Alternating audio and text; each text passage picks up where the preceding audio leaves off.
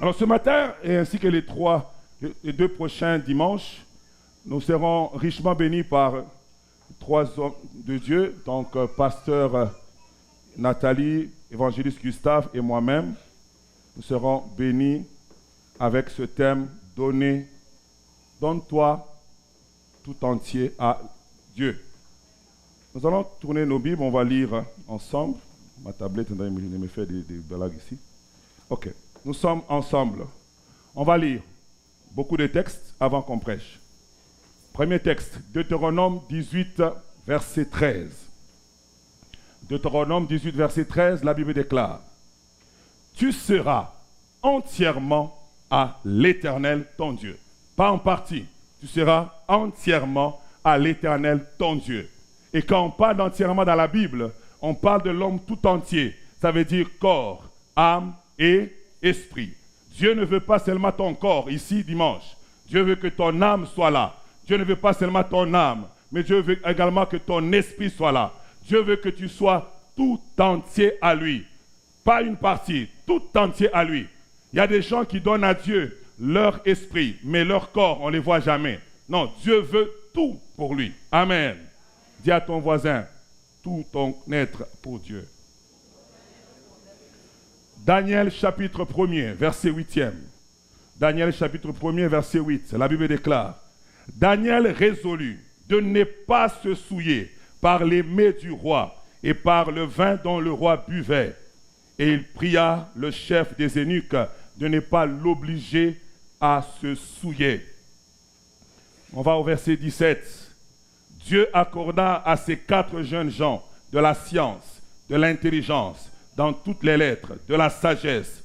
Et Daniel expliquait toutes les visions et tous les songes. Et au terme fixé par le roi, qu'on les amena, le chef des eunuques les présenta à Nebuchadnezzar. Le roi s'entretint avec eux et parmi ces jeunes gens, il n'en trouva aucun. Il n'en trouva aucun, comme Daniel, Anania, Michaël et Azaria. Ils furent donc admis au service du roi sur tous les objets qui réclamaient la sagesse et de l'intelligence et sur lesquels le roi les interrogeait. Il les trouvait 10 fois supérieurs à tous les magiciens et les astrologues qui étaient dans tout son royaume. 2 Corinthiens chapitre 5. Et des gens, on va lire aujourd'hui. Ça fait 3 mois que tu n'as pas lu la Bible, je t'aide aujourd'hui. Amen. Donc vous ouvrez vos Bibles, hein? Il faut ouvrir vos Bibles dans la salle. Je veux que vous lisez avec vos yeux. 2 Corinthiens chapitre 5, versets 14 à 15. La Bible déclare, « Car l'amour de Christ nous presse, parce que nous estimons que si un seul est mort pour tous, tous donc sont morts, et qu'il est mort pour tous afin que ceux qui vivent ne vivent plus pour eux-mêmes, mais pour celui qui est mort et ressuscité pour eux. » Romains 14, 7 à 8. En effet, nul ne vit pour lui-même, et nul ne meurt pour lui-même. Car si nous vivons pour le Seigneur. Et si nous mourrons pour le Seigneur. Soit que nous vivons, soit que nous mourrons, nous sommes au Seigneur. 1 Timothée 4, 15. Occupe-toi de ces choses. Donne-toi tout entier à elles, afin que tes progrès soient évidents pour tous. Et mon dernier texte, Jean chapitre 2, 6 à 10. La Bible enseigne. Or, il y avait là 6 vases de pierre destinés aux purifications des Juifs, contenant chacun deux ou 3 mesures. Jésus leur dit, remplissez d'eau ces vases. Et ils les remplirent jusqu'au bord. Puis puisez maintenant, leur dit-il, portez-en à l'ordonnateur du repas. Et ils en portèrent. Et quand l'ordonnateur du repas eut goûté l'eau changée en vin, ne sachant pas d'où venait ce vin, tandis que les serviteurs qui avaient puisé l'eau le savaient bien, il appela l'époux et lui dit, tout homme sert d'abord le bon vin, puis le moins bon après qu'on s'est enivré. Toi, tu as gardé le bon vin jusqu'à présent. Que Dieu bénisse sa parole. Le Seigneur m'a mis à cœur de nous pouvoir parler sur cette pensée. Donne-toi tout entier à Dieu. Au fait, pour ceux qui veulent avoir la leçon des jours, c'est la consécration. Le Seigneur veut que nous soyons consacrés. Dieu veut que l'Église soit consacrée. Dieu veut que les départements soient consacrés. Dieu veut que les couples soient consacrés. Dieu veut que les familles soient consacrées. Dieu veut également que les individus soient consacrés. La pensée de Dieu, même si tu oublies tout mon message, je vais m'étendre comme je veux. Les autres orateurs vont aussi s'étendre comme ils veulent.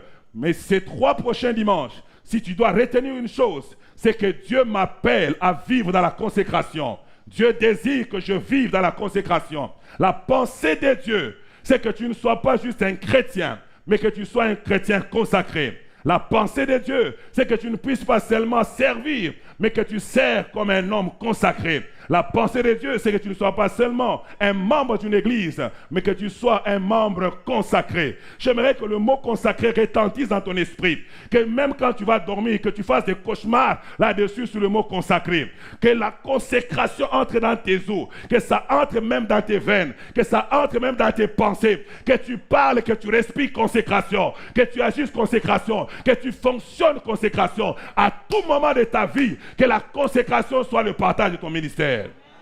J'aimerais nous dire, peuple de Dieu, quand nous lisons la parole de Dieu, nous allons voir que Dieu nous exhorte à plusieurs égards de pouvoir être consacrés, de vivre de manière consacrée. Et on pourrait définir la consécration par quoi? La consécration, c'est l'acte par lequel on sépare une personne de tout ce qui est autour pour qu'il puisse être au service de Dieu et lui rendre un culte. Il y a 2 choses qu'on voit là-dessus. Pour 2 objectifs. Le culte et le deuxième point, c'est quoi? Hein? Je viens de le dire. Le service. On ne peut pas parler de consécration s'il n'y a que le culte seulement. Qu'est-ce qu'on appelle culte? Le culte, ça veut dire que ta vie doit être une adoration devant Dieu. Ta vie doit être comme un parfum de bonne odeur devant Dieu. Quand Dieu est au ciel, il regarde ta vie, il faut que par ta vie, Dieu reçoive une adoration. J'aimerais dire à une personne, est-ce que quand les gens te regardent, est-ce qu'ils peuvent dire gloire à Dieu? Quand les gens te regardent, est-ce qu'ils peuvent adorer Dieu? Si quelqu'un te regarde, au lieu d'adorer Dieu, il commence à blasphémer le nom de Dieu, tu n'es pas un consacré. Si quelqu'un te regarde, au lieu de dire béni soit le Seigneur, quand je vois cet homme, je crois qu'il y a un Dieu au ciel. Si quelqu'un n'est pas capable de dire cela, ta vie n'est pas un culte devant la face de Dieu et tu n'es pas un consacré. Wow. On ne parle pas aussi de consécration sans service. Si quelqu'un se conserve pur et ne marche pas dans le péché, ok? Cet homme est sanctifié, mais il n'est pas consacré. La consécration, c'est une sanctification qui est au service de Dieu. Si tu es saint, tu dis, moi je ne commets pas l'impudicité, je ne vole pas, je ne mens pas, je respecte les 10 commandements, mais je reste à la maison, je viens à l'église dimanche, je sors, tu reviens, tu n'es pas consacré. Amen. C'est ça la grande différence entre la consécration et la sanctification. C'est être disposé pour Dieu. Si Dieu ne peut pas t'utiliser quand il veut, comme il veut, au moment où il le veut, tu n'es pas consacré. Tu es juste une personne qui craint le Seigneur, béni soit Dieu, mais tu n'es pas consacré. Alléluia. Amen. Alléluia. Amen. Alors, la pensée de la consécration commence avec Dieu depuis Exode. Vous allez voir que le Seigneur lui-même dit, vous serez pour moi un royaume de sacrificateurs et une nation sainte. Dieu, depuis quand il a appelé les enfants d'Israël, il a voulu les mettre à part. Il dit, vous serez pour moi un royaume de sacrificateurs. Dieu ne les a pas juste mis à part, mais il dit, vous serez un royaume de sacrificateurs. Un sacrificateur, c'est une personne qui est au service de Dieu. Mais il a dit, vous serez une nation sainte. La sanctification est dans la consécration, mais la consécration n'est pas dans la sanctification. Tu dois vivre dans la sanctification, c'est une bonne chose. Mais pour être consacré, il faut que ta sanctification se mette à la disposition de Dieu. Jusque-là, on me suit? Alors, depuis ce moment-là, Dieu a dit, j'ai besoin d'un peuple mis à part. Un peuple qui sera juste pour moi. Un peuple qui ne va pas avoir aucune idole. Un peuple qui ne va pas adorer ni les hommes, ni les gens, ni les choses, ni les hauts, ni quoi que ce soit. Qui n'aura pour Dieu que moi. Mais aussi qui sera à mon service. Et c'est comme ça que Dieu a pris la tribu de Lévi et les a mis à part. Ces gens-là n'avaient pas d'autre héritage. Leur héritage était Dieu. H24, ils étaient disponibles et disposés pour Dieu. C'est pourquoi Dieu les appelle les sacrificateurs. Des gens qui ont pris le temps de sacrifier leur vie pour Dieu et qui travaillent jour et nuit, non seulement pour faire des sacrifices, mais leur vie elle-même est un sacrifice. Mais la nouvelle alliance montre que la pensée que Dieu a fait en échantillon avec Israël, Dieu a voulu que ça soit pour toute l'Église. C'est pourquoi Apocalypse nous dit, Dieu a fait de nous tous ici, un royaume des prêtres et des rois. C'est-à-dire un royaume des sacrificateurs. Dis à ton voisin, je te présente un sacrificateur. Donc, c'est-à-dire, si Dieu t'a fait sacrificateur, c'est-à-dire que dans la pensée de Dieu, Dieu s'attend que chacun d'entre nous soyons des hommes et des femmes consacrés. Alors si Dieu s'attend que tu sois un homme consacré et que toi tu ne sers pas par exemple à l'église,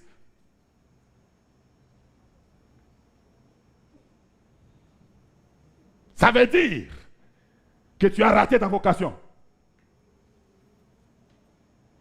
Mais si tu sers à l'église, mais que tu n'es pas une nation sainte, ça veut dire aussi que tu as raté ta vocation. Parce que la sanctification ou bien la consécration va avec les deux pieds. Le pied de la sainteté et le pied du service. Mais si toi tu n'as qu'un seul pied, tu es comme une personne qui marche comme ça. Et devant Dieu, tu es une brebis chétive. La question que je me pose pour toute personne qui est dans cette salle, es-tu une brebis chétive devant Dieu ou es-tu une brebis en bonne santé? Et vous savez que Dieu n'aime pas qu'on lui offre des brebis chétives. Quand vous lisez le livre de Malachie, Dieu dit, offrez ça à votre gouverneur, vous verrez s'il va être content. Dieu n'aime pas les brebis chétives. Dieu veut une brebis entière. C'est pourquoi Deutéronome a dit quoi? Qu'on puisse offrir tout entier. Il ne faut même pas enlever un pied. Tout en toi doit le servir. Vous savez, la femme de Lot, elle a voulu donner à Dieu son corps. Mais son âme était restée à Sodome et Gomorrhe. À cause de ça, elle est devenue une statue de sel. Quand tu sers Dieu, ou quand tu t'offres à Dieu, mais que ton cœur n'est pas là, tu risques de devenir une statue de sel. Tu risques de faire du surplace. C'est comme ça qu'il y a beaucoup de gens qui sont à l'église. Ils disent, papa, je sers, mais je ne vois rien dans ma vie. Rien n'arrive. Dieu ne peut pas visiter n'importe qui. Dieu récompense les consacrés. Quand tu n'es pas un consacré, tu seras comme une statue de sel. Tu es sur le chemin de Tsoar, mais tu ne jouis pas de Tsoar. Pourquoi? Parce que tu es une personne dont le corps est dans la maison de Dieu, mais le cœur est à Sodome et Gomorrhe. Il y a beaucoup de gens qui sont à l'église, mais qui ne sont pas consacrés au niveau de leur âme. Leur corps est consacré, mais leur âme n'est pas consacrée. Ils peuvent penser n'importe quoi. Ils peuvent avoir des conflits avec les gens. Ils peuvent avoir des disputes avec les gens. Ils gardent les gens dans leur cœur. Tu ne parles pas avec Mado, avec Albertina. Tu m'aimes avec le pasteur. Maintenant que tu me regardes là, tu ne m'aimes pas. Mais tu es là quand même. Mais je vais te dire, quand tu fais ces choses-là, ton âme n'est pas consacrée. Et Dieu au ciel, ce que tu viens de faire ne sert à rien. C'est comme ça que tu vas dire, mais je ne comprends pas. Pourquoi Dieu ne me bénit pas alors que je suis toujours à l'église? C'est parce que Dieu veut le tout entier. Et toi, tu lui as donné 1 ou 2 sur 3. Es-tu consacré, église? Nous avons d'autres personnes aussi Qui eux, c'est leur âme qui est consacrée. Oh, des gens merveilleux. Ils n'ont jamais de problème avec les gens. Et puis, mais leur corps, maman, ils peuvent venir à l'église tous les 6 mois. Ils peuvent, quand on dit qu'il faut évangéliser, ils évangélisent tous les 2 ans. Et Dieu dit, mais, il dit non, moi je t'aime Seigneur. Tu vois, regarde seulement mon cœur. Mon cœur est pur. Je ne garde personne à mon cœur. Je n'ai de problème avec personne. Moi là, je viens à l'église, je salue personne, je ne veux pas de problème, je rentre à la maison. Mon cœur est pur. Oui, ton cœur est à Dieu, mais ton corps n'est pas à Dieu.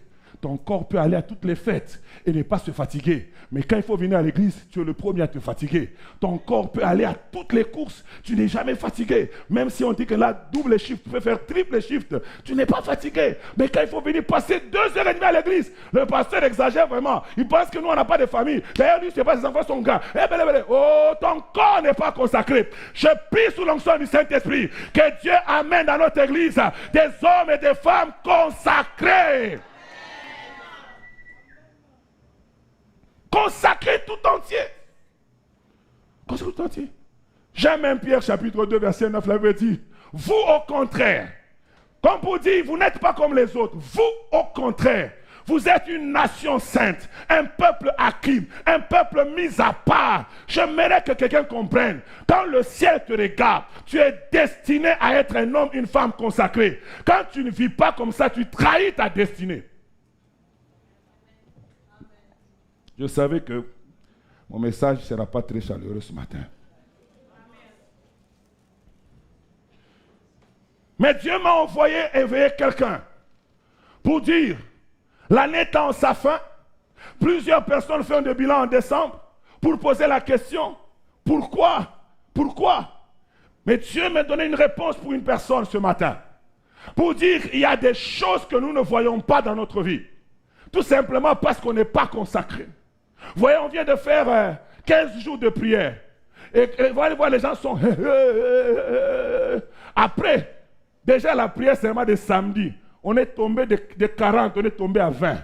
Vous savez, c'est quoi? En fait, les gens disent, Seigneur, je t'ai donné, non. Maintenant, j'attends. Non, Dieu n'est pas un féticheur. Auprès de qui on peut venir, on lui donne de l'argent et puis on dit, moi j'ai fini ma part, donne ta part. Ça ne marche pas comme ça. Dieu veut la constance. Dieu veut que tu sois à lui. La Bible dit que vous appartenez à l'Éternel. Si tu appartiens à l'Éternel, ta vie doit être à lui. Non pas seulement quand tu as des problèmes. Quand tu en as des problèmes, tu es à lui. Quand tu n'en as pas, tu es à lui. Tu as mangé, tu es à lui. Tu n'as pas mangé, tu es à lui. Tu as faim, tu es à lui. Tu es rassasié, tu es à lui. Matin, tu es à lui. Fatigué, tu es à lui. Avec des enfants, tu es à lui. Sans enfants, tu es à lui. Mais il y a des personnes, depuis qu'ils ont été bénis avec le mariage, Dieu est devenu le second, le dernier.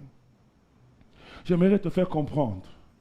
Dieu ne t'a pas donné le mariage ou les enfants pour que tu ne sois plus à lui.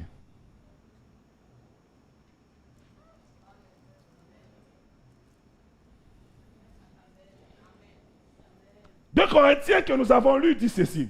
Il dit, parce que Christ a donné sa vie, nous, l'amour qu'il a manifesté nous presse. Je sens que Jésus m'a tellement aimé que je ne peux plus vivre pour moi-même. Je vis pour lui. Je vis pour lui. Vous savez, les enfants de Dieu, il y a beaucoup de personnes qui n'arrivent pas à voir la main de Dieu parce qu'ils ne sont pas consacrés. Je vais vous faire comprendre que l'Église, ce n'est pas une histoire de manipulation. C'est une histoire de consacré. Quand tu n'es pas consacré, mon frère, ma soeur, tu attendras longtemps. Alors, ce matin, j'aimerais dire 3-4 choses et puis on va arrêter là. Première chose que j'aimerais dire, pourquoi est-ce qu'on doit être consacré? J'ai fait une petite investigation. J'ai regardé, dans notre église, on est béni avec beaucoup des étudiants. Alors, je me suis dit, bon, chers étudiants, j'ai constaté qu'il y a des étudiants qui sont très sérieux. Il y a d'autres étudiants qui réussissent. Il y a d'autres étudiants qui n'ont que des problèmes. Alors, je me suis concentré sur les étudiants qui réussissent. Je leur ai posé la question, pourquoi vous êtes autant investi dans vos études? Alors, ils m'ont répondu. D'abord, ils étaient étonnés par la question. Je dis non, c'est pour mon message de dimanche. Donnez-moi juste vos réponses. Alors, ils m'ont donné des réponses qui sont utiles pour nous aussi pour la consécration. Vous savez, beaucoup de gens ne se consacrent pas parce que pour eux, bon, c'est pour les gens comme les pasteurs Thierry, quoi. Donc nous, on est là, on l'accompagne. Il y a même des gens qui disent, nous aidons le pasteur Thierry, nous le soutenons dans son ministère. Non, la consécration, c'est ton état à toi. Quand Jésus t'a sauvé, il a fait de toi un consacré. Est-ce que vous me suivez? La consécration, ce n'est pas quelque chose que tu m'aides. Non, c'est ça ton état. Ça fait partie de ton identité. Quand on t'a sauvé, on a fait de toi un consacré. Mais tout ce qui te reste, c'est de vivre en tant que consacré. C'est pour cela que Dieu nous a sanctifiés. Il a fait de nous des saints. Et maintenant, c'est pourquoi l'apôtre Paul pouvait écrire aux saints qui sont à Éphèse. Parce que nous sommes saints en position, mais nous devons maintenant être saints en condition. Dieu aussi a déjà fait de nous des consacrés en position, mais nous devons être des consacrés en condition. Alors, quelques raisons. Une des personnes m'a dit, pasteur, moi, si je suis très sérieux, je peux ne même pas aller au fait.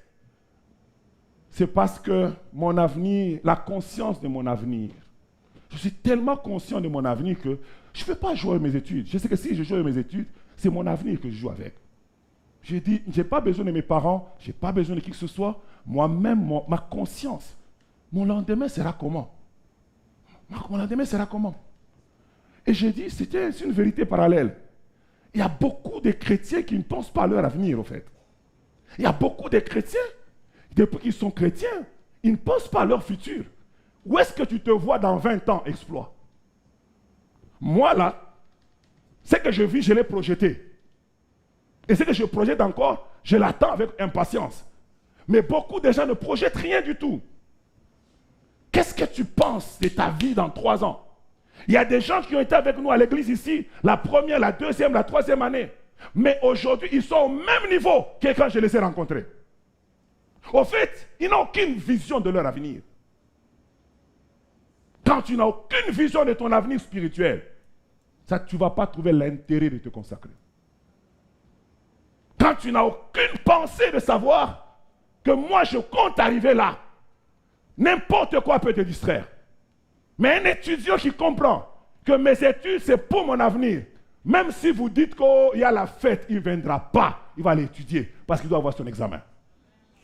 Mais l'étudiant inconscient va dire non, je vais aller danser un peu, et puis je vais sortir vers minuit, comme ça il va arriver, il va danser quand il va arriver à minuit, il est fatigué, quand il commence à somnoler sur son cahier, et puis il échoue.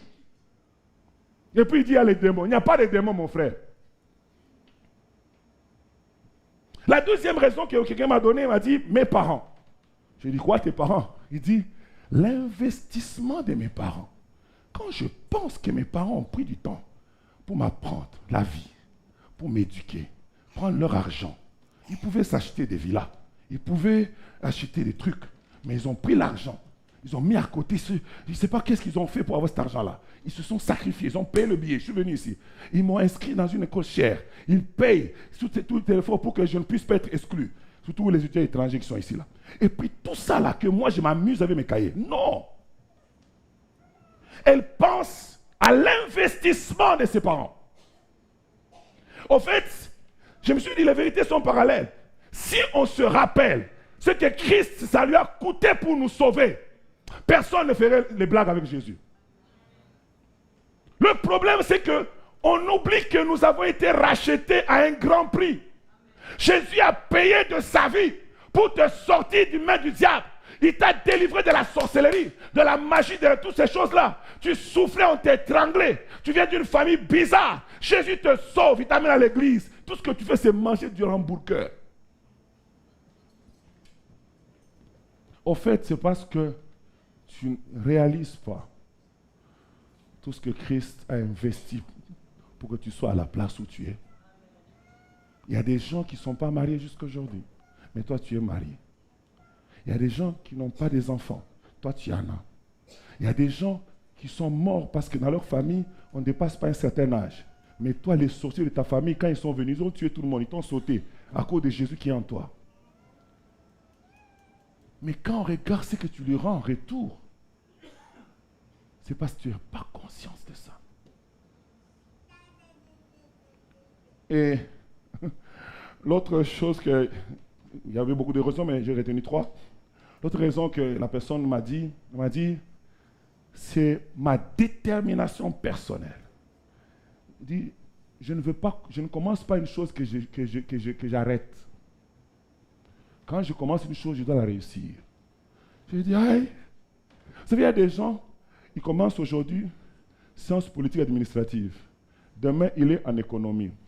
Après demain, il se trouve en droit. Après ça, il va aller à, nommer encore, business. Puis il dit, oh, je pense que je me suis trompé. Et puis là, il commence à faire du business, il devient plombier. Après, il dit, non, je pense que papa, quand je vois papa Mbombo avec son entreprise, je pense que c'est là qu'il y a l'argent. Il devient là-bas. Au fait, il ne finit jamais ce qu'il commence. Moi, quand je parle à mes enfants, des fois, ils me disent, papa, pourquoi tu es fâché? Je dis, je n'aime pas ce caractère qui commence à se développer. Il me dit, c'est quoi? Je dis, le caractère que je n'aime pas, c'est un caractère d'une personne qui commence une chose et qui ne la finit pas. C'est un mauvais caractère.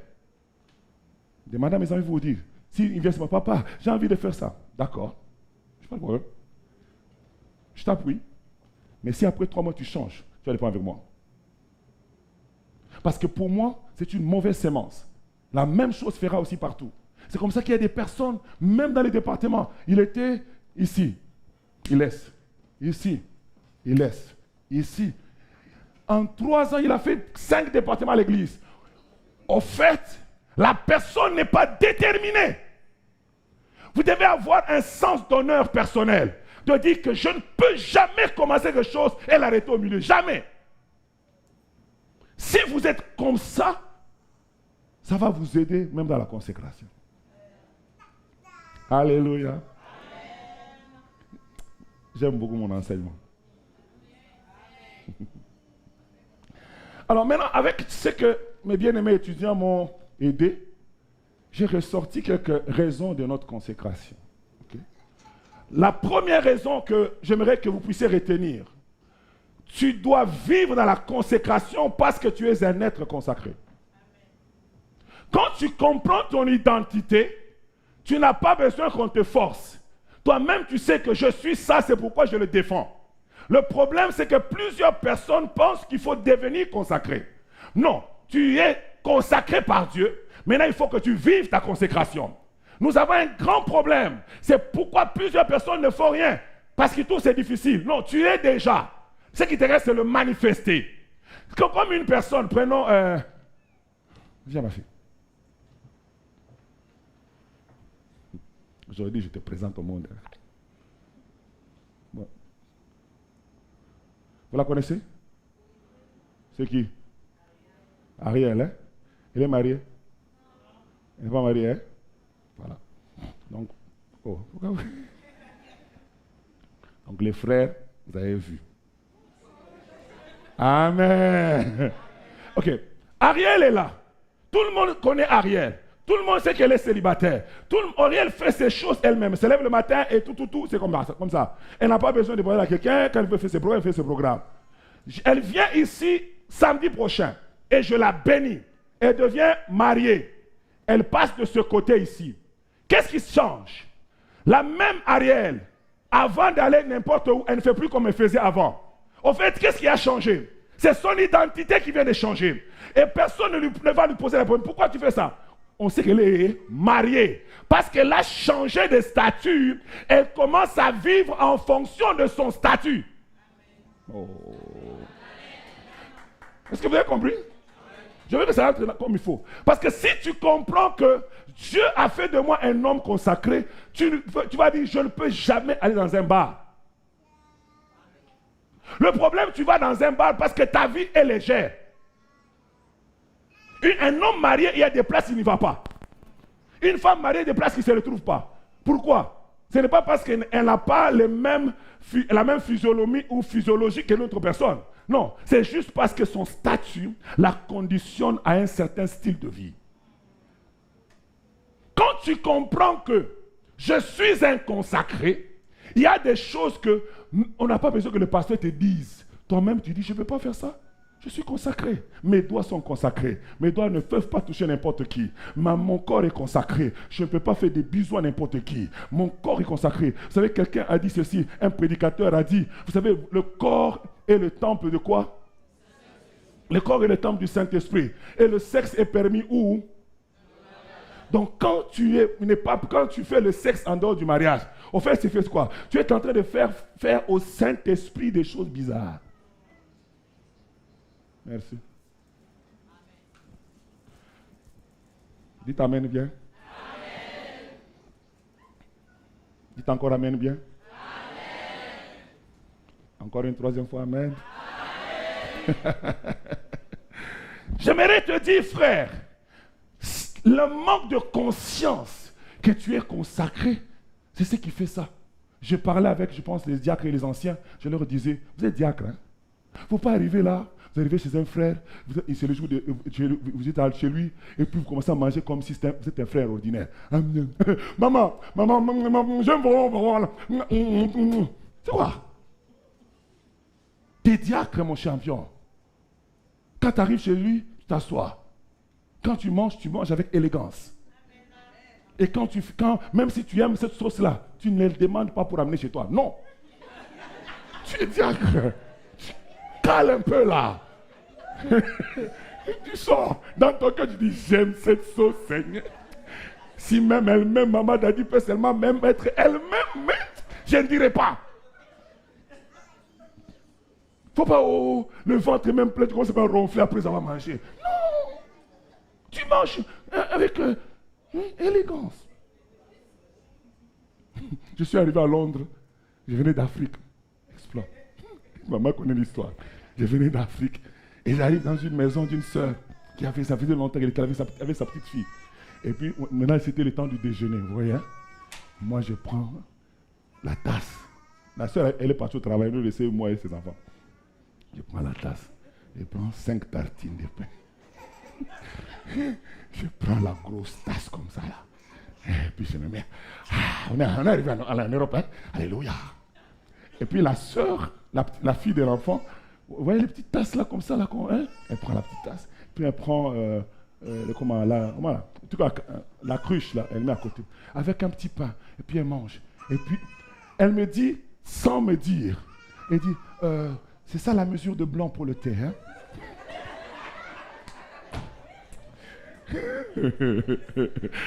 Aïe, aïe, aïe, aïe, alléluia. Message codé. Il dit, toi tu manges vraiment comme un frère africain. Ici, on est dans les pays des Blancs. Il y a une façon, on ne prend pas beaucoup de gros trucs comme ça. Quand vous allez aller prendre un cappuccino, vous allez vous donner un petit truc comme ça. Mais nous, les Africains, c'est le gros. Alléluia. Il y a une puissance dans l'identité. Cette fille avait compris que le fait qu'elle est maintenant à Londres, elle ne doit plus fonctionner comme une personne qui est en Afrique. Son raisonnement avait été renouvelé. Je prie que Dieu renouvelle ton intelligence, que tu comprennes que tu es homme, tu es une femme consacrée et que tu ne dois pas faire n'importe quoi, n'importe où et avec n'importe qui. Tu es consacré, frère. Beaucoup de gens font n'importe quoi, n'importe où. Tu dois avoir une vision de toi-même. Qui es-tu? Je suis un homme de Dieu. Je suis une servante de Dieu. Je suis celui qui apporte la paix. Je suis celui qui apporte la vie. Quand j'arrive à un endroit, la mort disparaît. Quand j'arrive à un endroit, la vie arrive. Quand j'arrive à un endroit, la guérison arrive. Quand j'arrive à un endroit, la paix s'ouvre. Quand j'arrive à un endroit, les démons partent. Quand j'arrive à un endroit, même si je suis pauvre, je suis celui qui bénit, celui qui est en vision des âmes. Mais le problème, c'est que tu te négliges. Tu te négliges. Tu te négliges. Mon collègue est parti aux États-Unis. Et puis il voit un de nos clients. Ils sont en train de parler. Puis ils sont allés au bar et tout ça. Et en parlant, ils ont dit, hey, comment va Thierry? Ce gars-là, on parlait toujours au téléphone, je ne l'ai jamais vu. Et puis il dit, Thierry va bien et tout. Il dit, ils ont parlé. Et puis d'un coup, mon collègue, il dit, toi Thierry là, Il ne faut pas jouer avec lui. Hein. C'est un homme célèbre. Il dit, ah ouais, oui. Il dit, les pasteurs. Et vous savez, aux États-Unis, les pasteurs, on ne les traite pas comme vous ici. Hein. Quand il a dit le pasteur, le client, là, il a senti que, non, c'est un pasteur. Il dit, tu es sûr? Ils ont tapé sur Google mon nom. C'est que Thierry Lumba, ça a sorti, mes vidéos, mes ceci, tout. Le blanc a écouté, et puis il a dit, non. Mais je parlais à cet homme comme ça. Il s'est rappelé quand il m'avait grondé une fois. Et puis maintenant, hier c'était vendredi. Hein. Vendredi, je l'appelle, je dis, ok, j'écoute, j'ai une mise à jour pour toi. Il dit, Thierry, attends. Je dis quoi? Il dit, j'ai reçu un scoop. J'ai dit, ok, quoi, quel scoop? Il dit, mais tu m'as jamais dit. J'ai dit, te dire quoi? Que tu étais un man of God.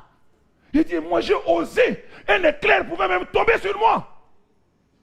J'ai dit, un Américain a plus conscience d'un homme de Dieu que d'autres personnes.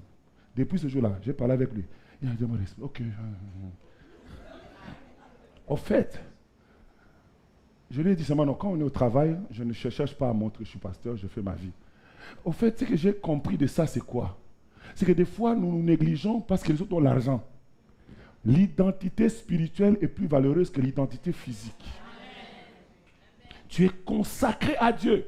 Étant consacré à Dieu, tu as besoin de comprendre que tu dois le manifester. Tu es même fier. Je ne vais pas au bar parce que je ne suis pas là. Oh non, je ne vais pas boire. Mais il y a des gens qui sont des fumeurs, comment on appelle ça? Social. Des fumeurs sociaux. Vous venez à l'église, c'est des fumeurs sociaux. Vous savez c'est quoi le fumeur social? C'est-à-dire que quand vous rencontrez à la pause, tout le monde fume. Vous voyez que les fumeurs, ils fument quand il finit, tire un peu un coup. Ça arrive, maman il est chrétienne, maman m'a dit, comme tout le monde après. Moi aussi, on va socialiser. On appelle le fumeur social. Il y a les buveurs sociaux. Des gens qui boivent l'alcool parce qu'ils veulent être bien avec tout le monde. Mais je voulais te faire comprendre, ça te diminue. À mon travail, on est parti au party de Noël, il y a peut-être 3 ans, 4 ans. J'arrive là, on a déjà fait 20, tout. Et puis mon boss dit, Thierry, tu prends pas? Je dis, non, je ne prends pas. Il dit, même un peu, je ne prends pas. Je suis un consacré à Dieu. Moi, je ne peux pas prendre ça. J'ai dit, ok. Vous savez que la prochaine fête, le boss a acheté 2 cartons de jus. Quand je dis, Thierry, j'ai tout préparé pour toi. Il a mis des cartons de jus à côté de moi. Donc moi, j'étais comme un roi. Imaginez-vous, le PDG va chercher pour toi des cartons de jus. Donc j'étais là, pendant les autres, et puis je faisais ça. Maintenant, il y a eu un Africain qui est avec nous. Il m'a dit, je ne peux pas voir le jus. Et toi aussi, donc tu étais de boire comme ça. Donc, parce que j'ai affirmé mon identité, on m'a donné de la valeur. Mais regarde, ce qui fait que beaucoup de gens ne le font pas, c'est parce qu'ils ne croient pas qu'ils sont consacrés. Dieu t'a mis à part. Dieu t'a mis à part. C'est pourquoi l'apôtre Paul pouvait dire, c'est à cause de vous que le nom de Dieu est blasphémé parmi les païens. Pourquoi mon nom sera blasphémé parmi les païens? C'est parce que tu représentes une histoire qui appartient à Dieu. Un homme qui appartient à Dieu. Maintenant, quand tu fais des bêtises, au fait, tu fais faire quoi? Tu fais insulter celui à qui tu appartiens. Tu insultes, tu fais celui à qui tu appartiens. Quand tu fais ce que tu fais, tu sais très bien qu'il te plaît à Dieu, tu fais insulter celui à qui tu appartiens. Mais quand on est conscient de son identité, il y a des choses qu'on ne fait pas. Il y a des choses, tu en as envie, mais tu ne fais pas. Ne pensez pas que tous ceux qui ne font pas, ils n'ont pas envie. Ils ont envie. Ils ont aussi envie. Il dit vraiment, oh, mais non, je ne fais pas. Je ne fais pas. Mon père m'a dit une fois, il dit, j'ai élevé mon nom à ce niveau ici. Ne le ramenez pas en bas. Moi aussi, je dis ça à mes enfants. J'ai dit, j'ai élevé mon nom à ce niveau-là. Ne le ramenez pas en bas. Parce qu'un jour, Daniel est parti quelque part. Elle dit, ah, tu es la fille du pasteur Lumbu. Tu es le pasteur Lumbu. Je dis, papa, je ne peux pas être moi. Partout, il y a que le pasteur Lumbu. J'ai dit, mon nom, je l'ai déjà élevé. Ici au Canada, je l'ai élevé ici. Ne le ramenez pas en bas. En fait, ça veut dire quoi? Si elle fait une bêtise, ça vient entacher au nom de Lumbu. De la même manière, quand toi et moi, nous faisons une vie n'importe comment, nous n'entachons pas seulement l'Église, nous attachons celui qui est en haut. Parce que c'est à lui à qui nous appartenons. La deuxième chose, je me consacre parce que j'aime Dieu. Je l'aime tellement que je me consacre à lui. Je suis prêt à vivre un homme consacré parce que je l'aime. Parce que je l'aime, je ne veux pas pécher. Parce que je l'aime, je veux le servir. Parce que je l'aime, je ne peux pas supporter son œuvre qui manque des instrumentistes et je dors. Je ne peux pas supporter que son œuvre soit sale et je ne fais rien. Je ne peux pas supporter ça. Parce que j'aime Dieu. Mais plusieurs veulent que Dieu fasse pour eux. Mais très peu aiment le Seigneur. C'est pourquoi il a dit à l'apôtre Pierre, m'aimes-tu? Il dit, oui, je t'aime. Il dit, si tu m'aimes, paie mes brebis. Tu ne peux pas me dire que tu m'aimes quand tu ne sers pas. Il y a des gens qui prennent des congés pour servir Dieu. Que Dieu vous aide. Vous avez lu quelle Bible, vous? Quelle Bible vous lisez? Oh, pasteur, vraiment, j'ai pris un peu un congé. Dieu aussi va prendre un congé pour te bénir. Il va prendre aussi un congé pour te donner la respiration. Il dit, car l'amour de Christ nous presse. L'amour doit être la motivation pour servir. Je sers parce que je l'aime. Je suis prêt à tout parce que je l'aime. Il est tout pour moi. Je suis prêt à me donner. Je suis prêt à me consacrer. Je suis prêt à veiller, à ne pas dormir assez pour lui. Les étudiants sont prêts à dormir 2 heures pour préparer leur examen. Pourquoi? Parce qu'ils sont dévoués à leurs études. Est-ce que tu peux donner la même dévotion à Dieu? Ma femme ici, là, elle mettait même de l'eau pour étudier. Pour finir ses soins infirmiers. Elle met de l'eau, elle met ses pieds dans l'eau froide, comme ça la réveille. Donc elle bouquine. Elle faisait des veillées d'études. Dieu attend la même chose pour sa vie. Est-ce que tu aimes Dieu vraiment? Ton amour, c'est moi de lèvres. Seigneur, je t'aime, je t'aime, je t'aime. Tu l'aimes vraiment? Si tu l'aimes, ta vie serait à lui. Si tu l'aimes, ta manière de vivre le manifesterait. Si tu l'aimes, ta manière de le servir le manifesterait. Si tu l'aimes, ta vie serait un culte pour lui. Si tu l'aimes, ton service serait un service de qualité. Le problème, c'est qu'on pense aider le pasteur. Je vous dis la vérité, si vous êtes venu m'aider, si vous êtes venu, vous m'aimez tellement, vous voulez m'aider, je peux mourir demain, l'église va continuer. Mais si vous venez comme ça, mon frère, mes soeurs, je vous dis, vous êtes en train de perdre votre temps. Vous êtes en train de perdre votre temps. Aimez Dieu. Aimez Dieu. Aimez Dieu, les amis. Aimez Dieu. Il a tout fait pour nous. Il a sacrifié sa vie pour nous. Il n'a pas eu d'excuses quand il montait à la croix. Il pouvait pleurer, les gens pouvaient dire de n'importe quoi, il ne s'est jamais arrêté parce qu'il vous aimait. Mais il veut aussi que vous l'aimez en retour. Et quand on l'aime, on se consacre à lui. Tu ne peux pas dire que tu aimes Dieu si tu ne te consacres pas. Troisièmement, je me consacre à cause de la grandeur et de l'importance de mon appel. Je sais où Dieu m'amène. Je sais que je dois aller loin avec Dieu. Je sais que je dois faire des exploits avec Dieu. Dieu n'utilise pas n'importe qui, les amis. Dieu utilise les gens qui se consacrent à lui. Il y a beaucoup de gens qui veulent que Dieu fasse des miracles avec eux, mais ils ne vont pas. Beaucoup de gens qui veulent que Dieu les utilise puissamment, il ne va pas t'utiliser. Le problème, ce n'est pas juste le désirer. Le problème, c'est ta consécration. Combien de temps tu te passes devant ce Dieu-là? Combien de temps tu te consacres à lire ta Bible? Combien de temps tu passes même à investir? Même acheter ta propre Bible, là, c'est ta mère qui avait acheté ça. Tu n'as jamais sorti même $1 pour acheter ta propre Bible. Quand quelqu'un comprend que j'ai un appel, et cet appel est tellement important, il est prêt à investir. Il est prêt à faire même des études. Il y a beaucoup de gens ici qui ne veulent même pas étudier les choses de Dieu. J'ai parlé hier avec les choristes ici, je leur ai dit, je vois même des formations comme Sandra Kwame qui fait des formations ici sur la voix et tout ça. Mais vous savez, quand quelqu'un est passionné pour son appel, il va même s'inscrire à des choses comme ça. Mais vous allez voir les choristes que nous avons, eux sont des choristes, ils n'ont pas de vision, ils n'ont pas d'appel. Ils sont comme, pour eux c'est chanter pour dimanche pour nous faire louer, louer, louer. Louer, louer, louer, c'est tout. Mais ils ne voient pas que demain, je peux être en train de faire ça. Demain, j'ai dit, nous, on avait Bébé Souza. Bébé Souza, c'était une fille qui était trop jeune, mais elle a marqué le monde. Mais toi, ton ministère des chants, tu te vois où?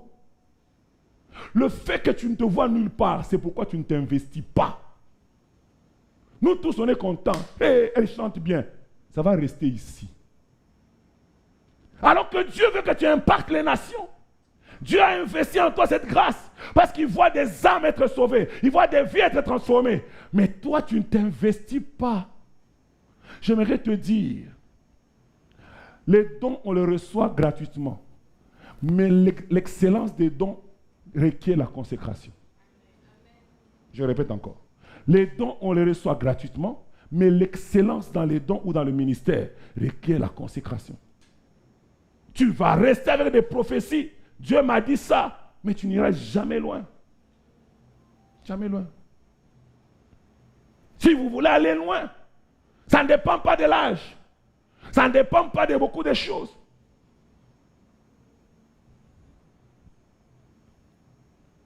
J'aime parler de mon fils Kiza. Kiza, aujourd'hui, il est diacre à l'église. Kiza a 4 ans dans la foi. 4 ans. Il y a des gens qui en ont 15, 25 ici, mais qui n'ont pas le degré de consécration de Kiza. Même quand je prie, vous savez, en tant que pasteur, je veux, Seigneur, qu'est-ce que je peux faire avec Maman Mado?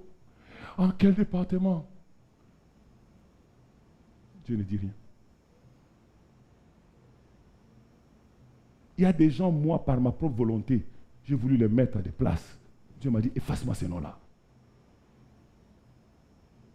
Parce que Dieu n'a que faire de tes nombres d'années dans la foi.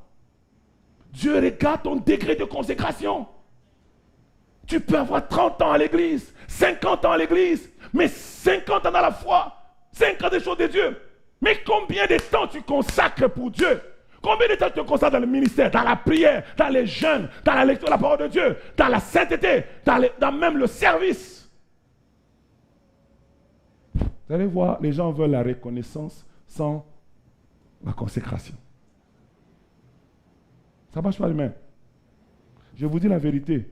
2 fois, j'ai prié pour des personnes qui sont dans cette église. J'ai dit, Seigneur, tel.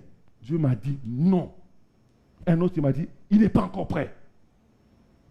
Moi, votre pasteur, j'ai dit, je veux lui. Dieu dit non. Et j'ai compris avec le temps. C'est que Dieu regarde la consécration. La consécration. La consécration. Plusieurs sont là, mais ils ne sont pas consacrés.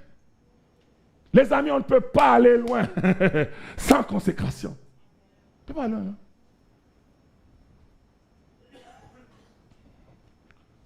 La grandeur de mon appel.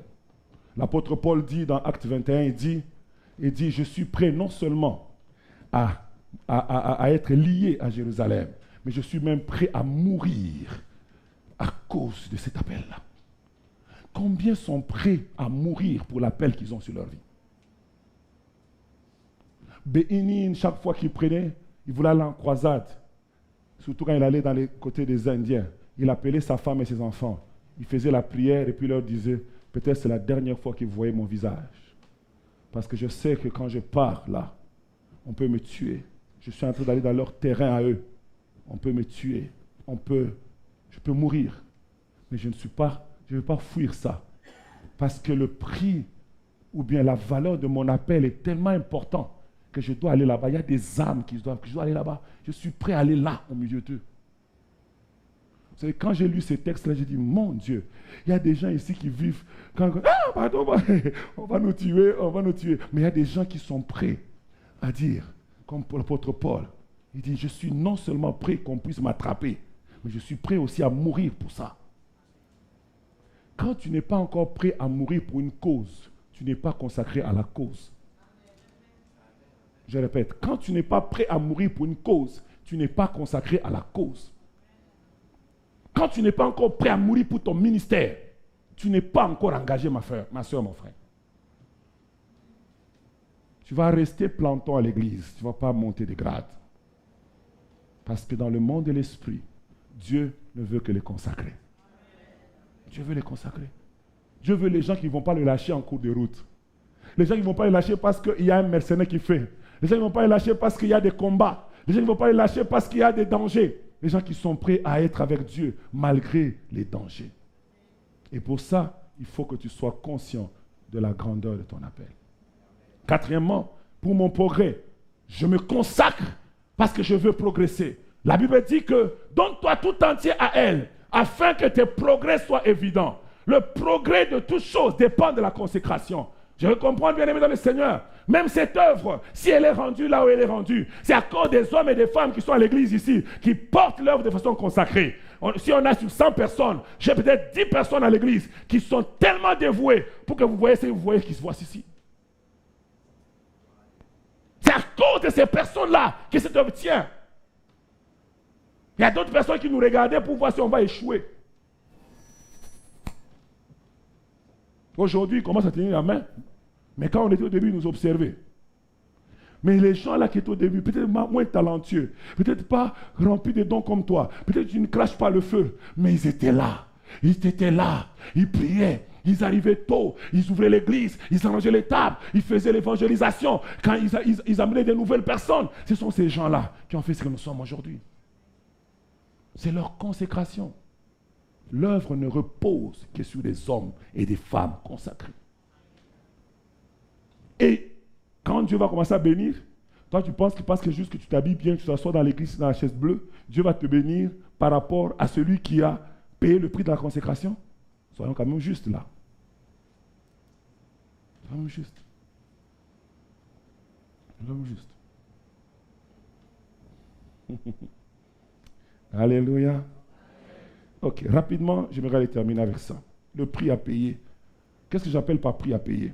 J'aimerais juste te dire que la consécration est un prix à payer. La consécration est un prix à payer. Si nous voulons aller loin, la première chose que je dis, si nous voulons aller loin avec Dieu, il faut payer le prix de la consécration. Cette année, c'est l'année de quoi? C'est quoi le thème?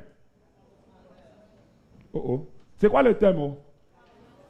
La profondeur. Je disais aux intercesseurs que même moi, Dieu est en train de me demander d'aller plus loin. Dieu m'a dit, Thierry, tu ne peux pas porter l'église là où je vais l'amener avec le niveau de prière où tu es là. Non, ça doit changer. Même moi, Dieu me demande plus de consécration. Si moi, Dieu me demande plus de consécration, et toi alors? Dieu dit le niveau où l'église est rendue, vous êtes stationnaire maintenant. Si vous continuez dans le même niveau de consécration, ça ne bougera plus. Il faut que les serviteurs se consacrent. Toi, le pasteur, te consacre. Les intercesseurs se consacrent davantage. Les prédicateurs, les modérateurs, toute personne doit se consacrer davantage. Plus on se consacre, plus Dieu ouvre la vanne du ciel pour nous amener plus loin. Si tu veux aller loin, tu dois te consacrer. Si tu veux aller loin, ma soeur, tu dois te consacrer. C'est le prix à payer. On nous a dit dimanche passé que tout le monde aime les belles choses, mais tout le monde n'aime pas payer le prix. La consécration est le prix à payer.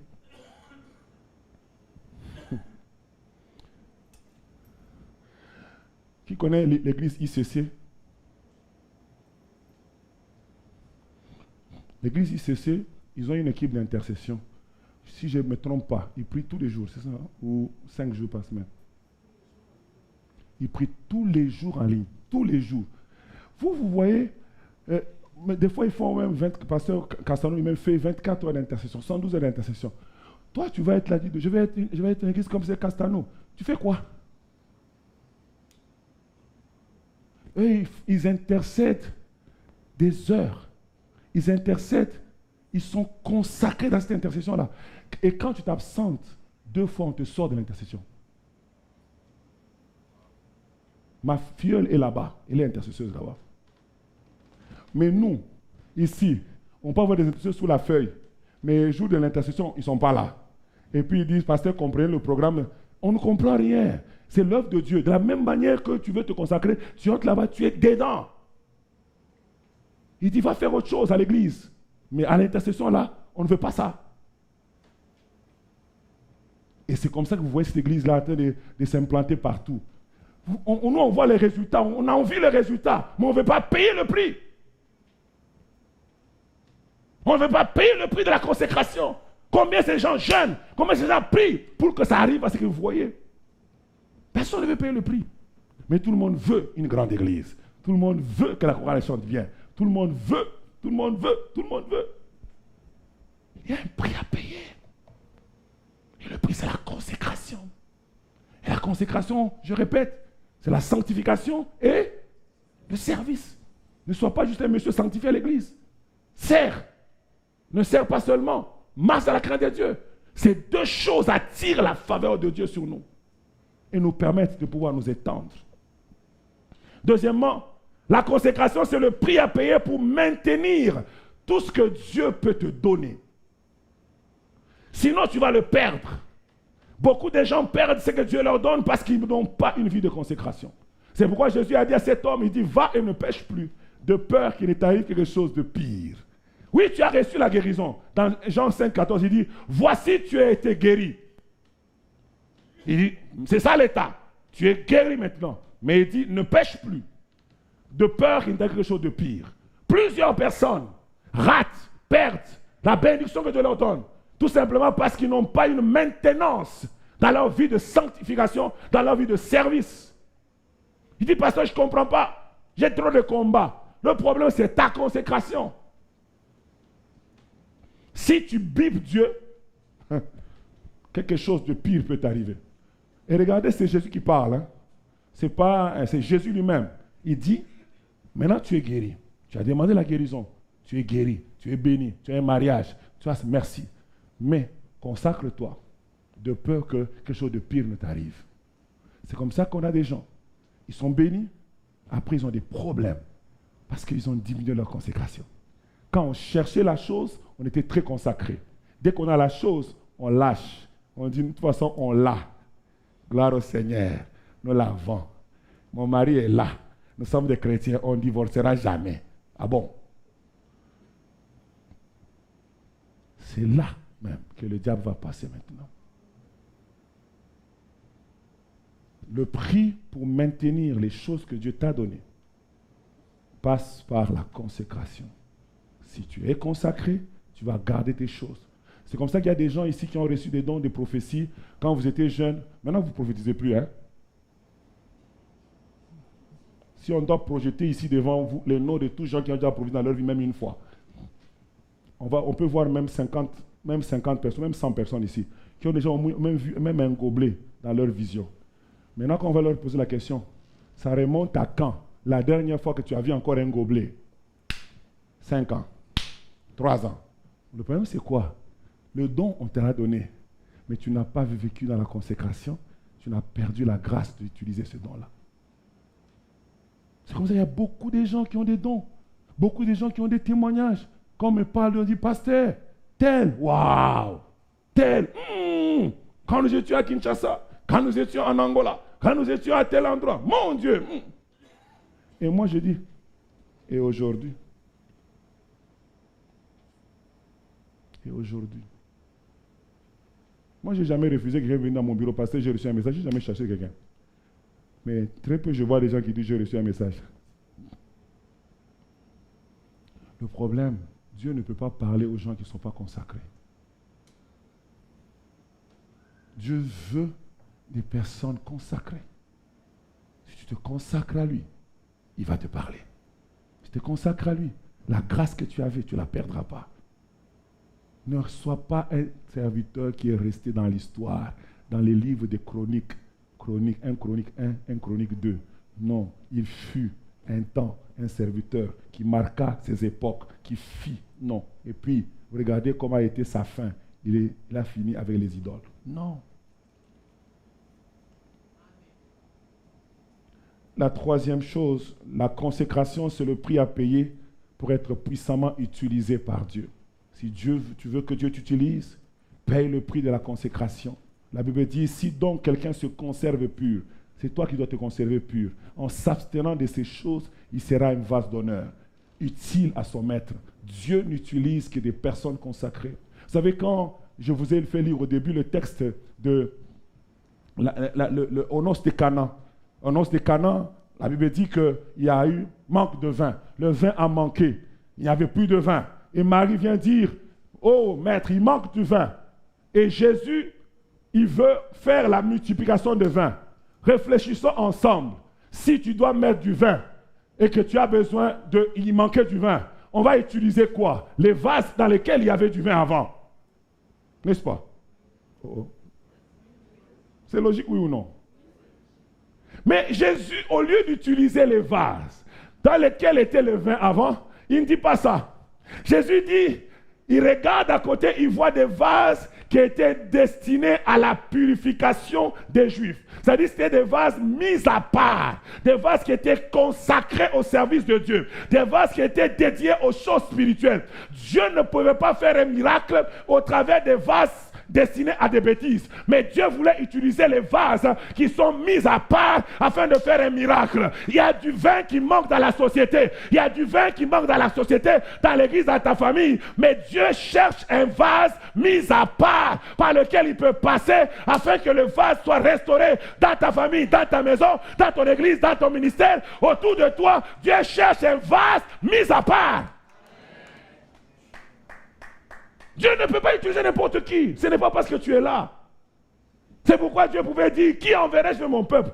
Alors qu'il y avait plus de millions de personnes sur la terre. Dieu cherche un vase qui est prêt. Dieu cherche un vase. Es-tu ce vase-là?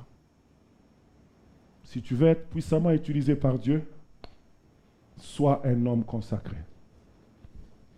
Sois un homme consacré. Sois un homme consacré. Et la dernière chose, pour terminer ce matin, la consécration, c'est le prix à payer pour recevoir certains exaucements. Il y a certains exaucements que Dieu ne donne qu'aux consacrés. Dieu peut donner la pluie à tout le monde, mais il y a certaines choses que Dieu ne donne qu'aux consacrés. Si tu n'es pas un homme consacré, tu peux prier. Le pasteur peut t'imposer les mains, les pieds, te oindre de la tête jusqu'à là en bas. Et tu ne vas jamais voir ça. Parce que Dieu attend ta consécration. Si tu n'es pas consacré, tu ne verras pas ces choses. Jérémie chapitre 15, verset 19 nous dit, c'est pourquoi ainsi parle l'Éternel. Si tu te rattaches à moi, je te répondrai. Je ne te répondrai pas parce que tu pries. Je te répondrai pourquoi? Parce que tu te rattaches à moi. Ok? Tu te tiendras devant moi. Si tu sépares ce qui est précieux de ce qui est vil, tu seras comme ma bouche. Ce ne sera pas à eux de revenir à toi, mais ce ne sera pas à toi de revenir ce ne sera pas à eux de revenir à toi, mais ce n'est pas à toi de revenir vers eux.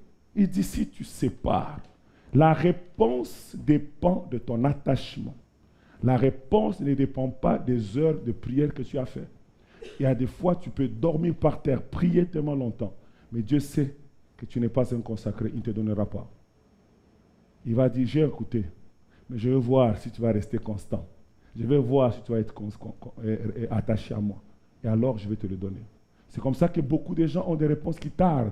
Non pas parce que Dieu ne veut pas ou n'est pas capable, mais parce que Dieu sait que tu es venu comme si tu es venu voir un charlatan. Il ne te donnera pas. Il attend que tu puisses manifester la consécration. Alors là, il va libérer la bénédiction. Il y a des mariages qui traînent parce que tu n'es pas consacré. Il y a des finances qui traînent parce que tu n'es pas consacré. Il y a des choses qui ne marchent pas dans ta vie parce que tu manques seulement de la consécration. Que Dieu bénisse sa parole.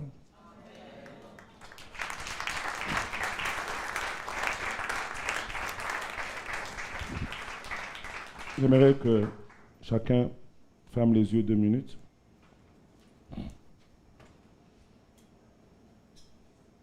Jésus dit, quiconque met la main à la charrue et regarde en arrière n'est pas digne de moi.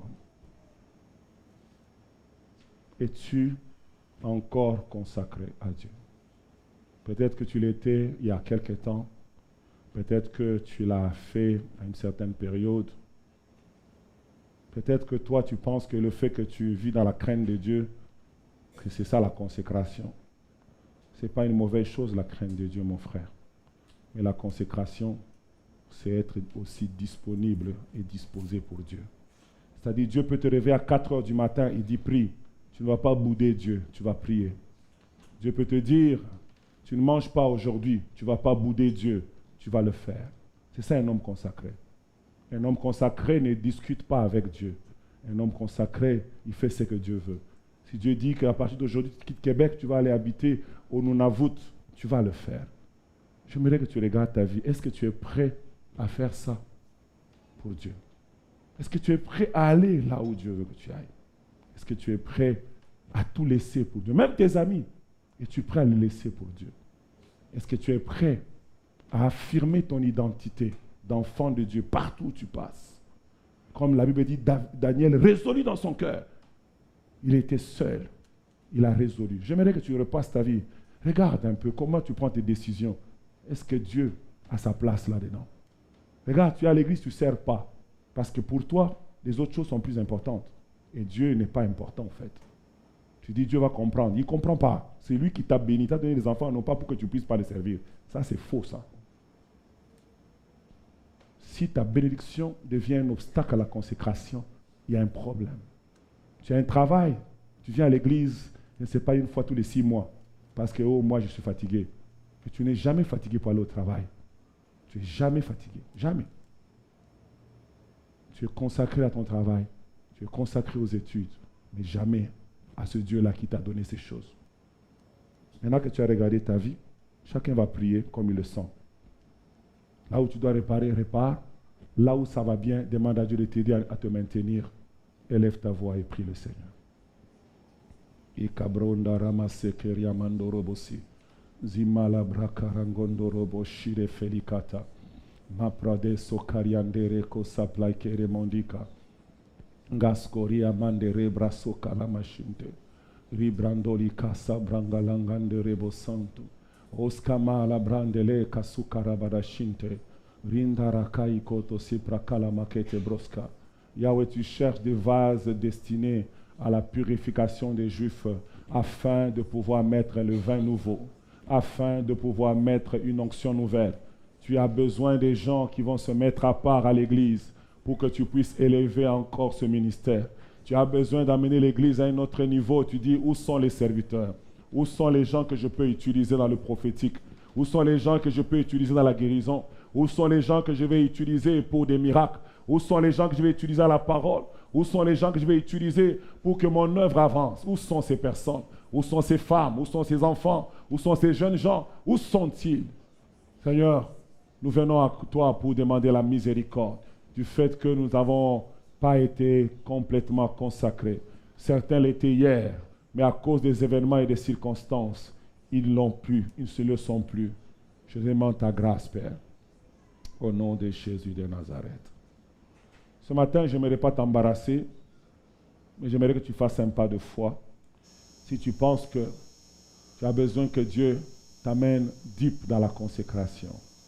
Tu dis, Seigneur, je sais que je suis consacré jusqu'au niveau 3, mais j'aimerais aller au niveau 4 de la consécration. Il a dit à Jean, monte ici et je te ferai voir des choses qui vont arriver dans la suite. Il a dit, le niveau de consécration où tu es, Jean, je ne peux pas te révéler certaines choses. Il faut que tu avances encore plus proche, que tu montes encore. Si c'est ton cas, tu veux aller plus loin dans ton niveau de consécration. J'aimerais juste que tu viennes en avant. Je vais prier pour vous et on va arrêter là. Jésus veut t'utiliser. Jésus veut nous utiliser. Il y a certaines dimensions de ta vie que tu ne vivras jamais si tu restes au même niveau de consécration. Il y a certaines dimensions que tu ne vivras jamais dans l'église, dans le ministère, si tu restes au même niveau. Certaines bénédictions que Dieu ne peut jamais te donner, si ton niveau de prière reste au même niveau, ton niveau de méditation de la parole de Dieu, même quand tu médites la parole de Dieu, c'est comme une blague. Tu lis juste pour que la conscience soit tranquille. Il n'y a pas de sérieux dans la méditation où tu te concentres, tu fermes tout, tu arrêtes le bruit pour juste te consacrer à la lecture. Il y a des personnes même quand ils prient, ils mettent juste des musiques et ils pensent qu'ils prient. Ils n'ont pas le temps où de dire je ferme les oreilles à tout, même à la musique chrétienne. juste te prêcherai seul à seul avec Yaya, avec Daddy, seul à seul, pour que je sois capable d'écouter sa voix. C'est pourquoi j'aime le cantique qui dit, si je me tais, alors je comprendrai et j'entendrai la voix du bon berger. Parce qu'ils disent que si je me tais, il y a un moment dans la vie, il faut arriver à se taire, à faire silence à tout. Si tu n'es pas capable de consacrer à Dieu un moment de silence, un moment où tu passes juste dans sa présence, tu dis, Seigneur, me voici, je n'ai rien à te dire, mais je suis là. Si tu ne peux pas faire ça, ta consécration est encore à un niveau bas. Tu dois monter de niveau. Dieu veut qu'on aille loin. Il t'a amené au Canada, n'est pas pour que tu restes au même niveau. Tu chantais très bien au Congo, tu chantais très bien en Angola, tu étais une bénédiction pour beaucoup. Et Dieu a investi en toi ces choses. Il a dit, je t'envoie maintenant en mission. Depuis que tu es venu, ton ministère, il flâne. Même quand tu chantes, même quand tu viens en répétition, il n'y a aucun sérieux dans ton ministère. Aucun sérieux dans la manière de préparer les chants. Aucun sérieux dans la manière de faire les choses. Dieu dit, je ne peux pas t'utiliser comme ça. Il faut que tu te consacres un peu plus. Un peu plus dans la sainteté, un peu plus dans la prière, un peu plus dans la méditation, un peu plus dans l'affirmation de ton identité. Tu as besoin de te consacrer. À l'école, tu n'arrives pas à dire que tu es un enfant de Dieu. Tu te conformes au siècle présent. Mais Dieu veut des Daniel. Dieu veut des Daniel. Des Daniel qui peuvent dire, je me résous de ne pas me souiller. Même si tout le monde le fait. Moi, Daniel, bien que je sois à Babylone, bien que mon pasteur n'est pas là, bien que les diacres ne sont pas là, je suis un consacré. Je vivrai en consacré. Ce matin, Jésus veut nous aider. Il m'a dit, Thierry, monte encore. Il dit, la consécration que tu as ne suffit pas pour les choses que je vais faire avec toi. Toi aussi, peut-être que tu es au même niveau. La chorale, même si vous aussi vous avez besoin de passer ici, hein, chanter là, ça va attendre.